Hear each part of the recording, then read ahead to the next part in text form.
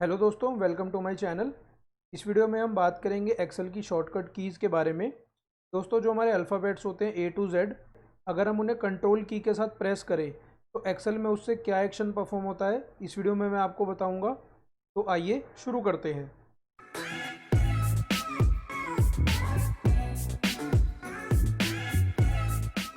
जो सबसे पहली शॉर्टकट की है वो है कंट्रोल ए। कंट्रोल ए दोस्तों सेलेक्ट ऑल के लिए होती है, बट ये डिपेंड करता है कि उस टाइम आपका करंट एक्टिव सेल कौन सा है। अगर जैसे ये एक मेरा डेटा है, अगर मैं इसके अंदर आके कंट्रोल ए प्रेस करूँगा तो ये इस पूरी डेटा रेंज को सेलेक्ट कर लेगा। ऐसे ही अगर मैं इस डेटा रेंज में आके कंट्रोल ए प्रेस करूँगा तो ये इस पूरी रेंज को सेलेक्ट कर लेगा। बट अगर मैं कहीं बाहर आकर, जैसे सपोज मैं इस सेल पे क्लिक करके कंट्रोल ए प्रेस करूँगा तो ये पूरी शीट को सेलेक्ट कर लेगा। तो कंट्रोल ए हमारा सेलेक्ट ऑल के लिए होता है, बट ये डिपेंड करता है कि आपने माउस से किस सेल को सेलेक्ट कर रखा है और वो किसी रेंज का पार्ट है या नहीं, उसी के अकॉर्डिंग सेलेक्ट ऑल हमारा वर्क करता है। उसके बाद दोस्तों जो नेक्स्ट की है वो है कंट्रोल बी, जो कि बोल्ड के लिए यूज़ होती है। जैसे सपोज मैंने ये दो सेल सेलेक्ट करे और कंट्रोल बी प्रेस करा तो इसने मेरे डेटा को बोल्ड कर दिया, और अगर मैं इस बोल्ड को रिमूव करना चाहता हूँ तो मैं फिर से कंट्रोल बी प्रेस करूँगा तो इन दोनों सेल्स पे से बोल्ड रिमूव हो जाएगा। अगली शॉर्टकट की होती है दोस्तों कंट्रोल सी, जो कि कॉपी के लिए होती है। जैसे सपोज मुझे अपना ये डेटा कॉपी करना है तो मैंने उस डेटा को सेलेक्ट करा और कंट्रोल सी प्रेस करा, हमारा डेटा कॉपी हो गया है। इसके लिए ये जो आप देख रहे हो मेरे डेटा के चारों तरफ एक डांसिंग आंट्स आ जाती हैं, तो इससे हमें ये पता लग जाता है कि हमारा डेटा कॉपी हो गया है। और अब हम इसे कहीं भी पेस्ट करवाना चाहते हैं तो वहाँ पे जाके तो हम कंट्रोल वी कर देंगे तो उससे हमारा डेटा पेस्ट हो जाएगा। उसके बाद दोस्तों जो नेक्स्ट की है वो है कंट्रोल डी, जो कि फिल डाउन के लिए यूज़ होती है। दोस्तों फिल डाउन हमारा इस तरीके से वर्क करता है कि जैसे अगर मैंने ये सेल सेलेक्ट करा और इसके नीचे के भी तीन चार सेल सेलेक्ट करे और मैंने कंट्रोल डी प्रेस करा तो इसने सेम जो मेरा फर्स्ट सेल में लिखा था उसी को डाउन तक फिल कर दिया। और अगर यहाँ पर दोस्तों कोई फॉर्मूला लगा होता तो ये उसे भी फिल डाउन कर देता। जैसे सपोज मैं यहाँ पे एक फॉर्मूला लगाता हूँ कि जो भी मेरी आईडी है उसके अंदर मैं 10 ऐड कर देता हूँ, और अब मैं अपने इस फॉर्मूले को अगर नीचे तक सेलेक्ट करके कंट्रोल डी करता हूँ तो इसने जो मेरा फॉर्मूला था, आप देख पा रहे हो फॉर्मूला बार में, उस सब के अंदर उसने 10 को ऐड कर दिया। तो कंट्रोल डी से जो भी हमारा फर्स्ट सेल होता है वही सेम चीज़ हम नीचे तक फिल डाउन कर देते हैं, चाहे वो वैल्यू हो चाहे वो फॉर्मूला हो, ये उसको नीचे तक फिल डाउन कर देता है। उसके बाद दोस्तों नेक्स्ट है कंट्रोल ई, जो कि फ्लैश फिल के लिए यूज़ होता है। जैसे मैं आपको यहाँ पर फ्लैश फिल का यूज़ करके दिखाता हूँ। सपोज जो मेरा नेम है उसमें से मैं सबका फर्स्ट नेम एक्सट्रैक्ट करना चाहता हूँ, तो मैंने यहाँ पर आके लिखा अजीत, और मैंने उसके बाद कंट्रोल ई प्रेस करा तो देखा आपने इसने मेरे को इस पूरी रेंज में से सबका फर्स्ट नेम यहाँ पर पिक करके दे दिया। ये होता है दोस्तों हमारा फ्लैश फिल। ये एक तरह से डिटेक्ट करता है कि क्या हम यहाँ लिखना चाहते हैं और उसके अकॉर्डिंग ये हमें नीचे तक, जहाँ तक भी हमारा डेटा होता है वहाँ तक ये हमें उसी के अकॉर्डिंग आउटपुट दे देता है। दोस्तों फ्लैश फिल के ऊपर मैंने एक कंप्लीट वीडियो बना रखी है, उसका लिंक मैं ऊपर आई बटन में भी डाल दूंगा और नीचे डिस्क्रिप्शन बॉक्स में भी डाल दूंगा। वहाँ से आप अगर फ्लैश फिल के बारे में पूरा जानना चाहते हैं तो आप उस वीडियो को देख सकते हैं। उसके बाद जो नेक्स्ट है वो है कंट्रोल एफ़, जो कि फाइंड के लिए यूज़ होता है। जैसे ही मैंने कंट्रोल एफ़ प्रेस करा मेरी फाइंड विंडो ओपन हो गई, और सपोज़ अब मैं यहाँ पे जो भी फाइंड करना चाहता हूँ वो मैं यहाँ लिख दूँगा। जैसे अगर मैं अजीत नाम सर्च करना चाहता हूँ तो मैंने अजीत लिखा और फाइंड ऑल पे क्लिक करा। तो दोस्तों इसको जितने भी अजीत नाम की अकरेंस मिलेगी ये मेरे को सारी अकरेंस दिखा देगा। जैसे अगर मैं फर्स्ट पे क्लिक करूँगा तो ये यहाँ पर है, उसके बाद अगर मैं सेकंड पे क्लिक करूँगा तो वो ये मेरा कर्सर यहाँ चला गया, और हम यहाँ पे भी फाइंड नेक्स्ट करके उसकी जितनी भी अकरेंस है इनमें मूव कर सकते हैं। तो ये होती है हमारी फाइंड विंडो। के बाद जो नेक्स्ट है वो है कंट्रोल जी, जो हमारा गो टू विंडो के लिए होता है। जैसे ही मैंने कंट्रोल जी प्रेस करा मेरी गो टू विंडो ओपन हो गई, और यहाँ पर हम कोई भी रेफरेंस दे सकते हैं। अगर जैसे हम किसी भी सेल पे डायरेक्ट जाना चाहते हैं, जैसे सपोज़ मैं A1000 पे जाना चाहता हूँ तो मैंने A1000 लिखा और ओके कर दिया, तो ये मुझे A1000 पे एक बारी में ले गया। इसकी हेल्प से दोस्तों नेविगेशन काफ़ी इजी होती है। अगर हम किसी भी सेल पे डायरेक्ट जंप करना चाहते हैं तो हम कंट्रोल जी की हेल्प से उस पर डायरेक्टली मूव कर सकते हैं। उसके बाद जो हमारी नेक्स्ट की है वो है कंट्रोल एच, जो कि रिप्लेस के लिए यूज़ होती है।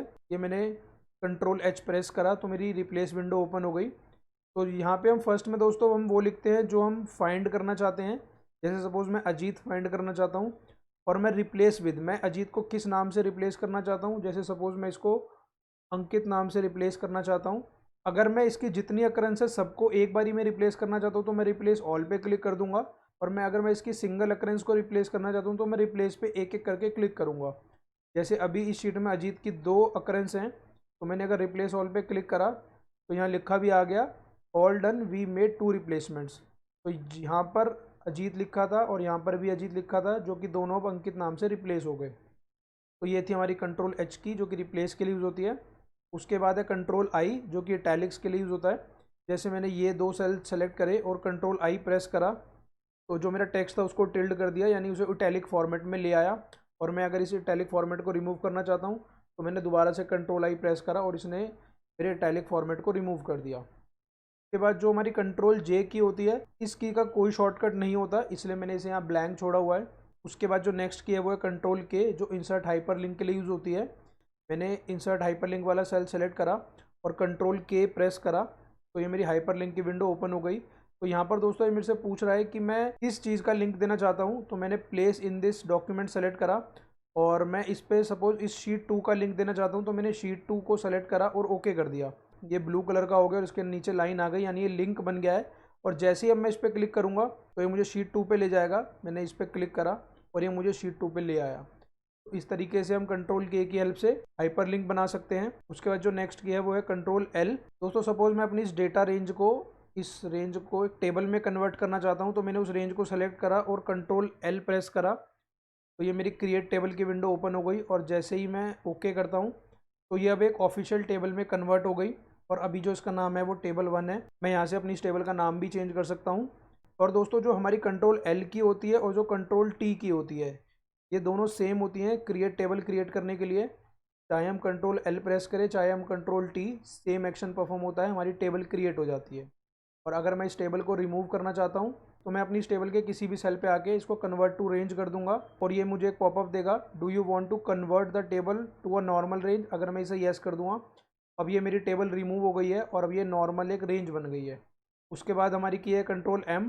कंट्रोल एम से भी कोई एक्शन परफॉर्म नहीं होता, इसलिए मैंने इसे भी ब्लैंक छोड़ा हुआ है। क्या जो नेक्स्ट की है वो है कंट्रोल एन, जो कि न्यू वर्कबुक के लिए होती है। जैसे ही कंट्रोल एन प्रेस करा इसने एक न्यू वर्कबुक ओपन कर दी। मैं इसे अभी बंद कर देता हूँ। उसके बाद जो नेक्स्ट की है वो है कंट्रोल ओ, जो कि कोई एग्जिस्टिंग वर्कबुक ओपन करने के लिए यूज़ होती है। मैंने जैसे ही कंट्रोल ओ करा तो यहाँ पर दोस्तों इसने मुझे ऑप्शन दे दिए कि मैं दिस पीसी को अगर सेलेक्ट करता हूँ तो ये मेरी रीसेंट फाइल्स आ जाती है जिस पर मैंने काम करा है।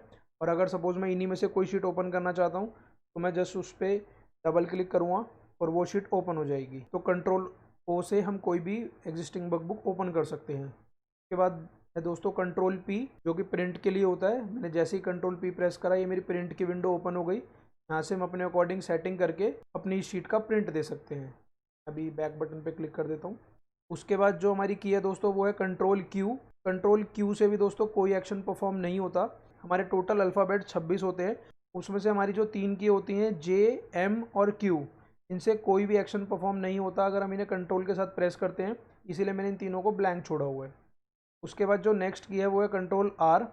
दोस्तों जैसे हमारा कंट्रोल डी डाउन में फिल करता है, ऐसे ही जो कंट्रोल आर है वो राइट में फिल करता है। जैसे सपोज मैंने इस सेल को सेलेक्ट करा और मैं इसमें राइट में गया और अगर मैंने कंट्रोल आर प्रेस करा तो जो मेरा फर्स्ट सेल था वही सेम ये आगे तक राइट में फिल कर देगा। तो यानी कि कंट्रोल डी से हम डाउन फिल करते हैं और कंट्रोल आर से हम राइट फिल करते हैं। उसके बाद बारी आती है कंट्रोल एस की, जो कि सेव के लिए होता है। मैंने जैसे ही कंट्रोल एस करा इसने मेरी शीट को सेव कर दिया। उसके बाद कंट्रोल टी मैं ऑलरेडी आपको बता चुका हूँ, जैसे कि हमारी कंट्रोल एल होती है। उसके बाद कंट्रोल यू, जैसे मैंने इस सेल को सेलेक्ट करा और कंट्रोल यू प्रेस करा तो इसने इसको अंडरलाइन कर दिया। और अगर मैं इस अंडरलाइन को हटाना चाहता हूँ तो मैंने दोबारा से कंट्रोल यू प्रेस करा और इसने उस अंडरलाइन को रिमूव कर दिया। उसके बाद जो हमारी की आती है वो है कंट्रोल वी, जो कि पेस्ट के लिए यूज़ होती है। जैसे मैंने अपना कोई भी डेटा कॉपी करा, सपोज़ मैंने ये डेटा कॉपी करा कंट्रोल सी से और यहाँ पर आके मैंने कंट्रोल वी करा तो इसने इस डेटा को पेस्ट कर दिया। उसके बाद हमारी बारी आती है कंट्रोल डब्ल्यू, जो कि क्लोज़ वर्कबुक के लिए होता है। दोस्तों जैसे ही मैं कंट्रोल डब्ल्यू प्रेस करूँगा ये मेरी इस वर्कबुक को क्लोज़ कर देगा।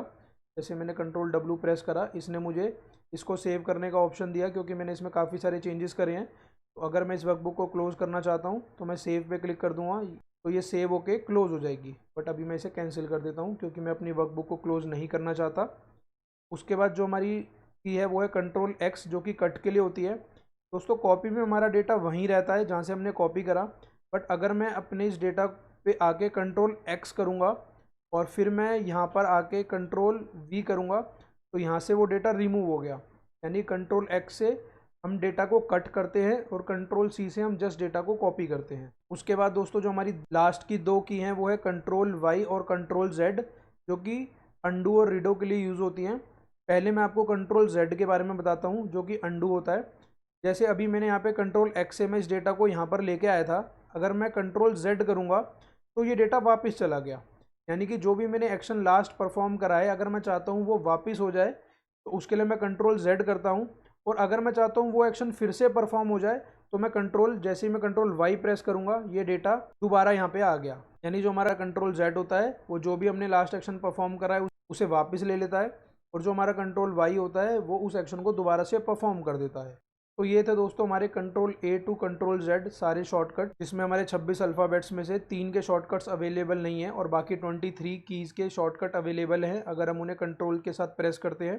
तो दोस्तों इस वीडियो के लिए इतना ही। अगर आप इस वर्कबुक को डाउनलोड करना चाहते हैं तो इसका लिंक मैं डिस्क्रिप्शन बॉक्स में दे दूँगा, वहाँ से आप इसे ईजिली डाउनलोड कर सकते हैं।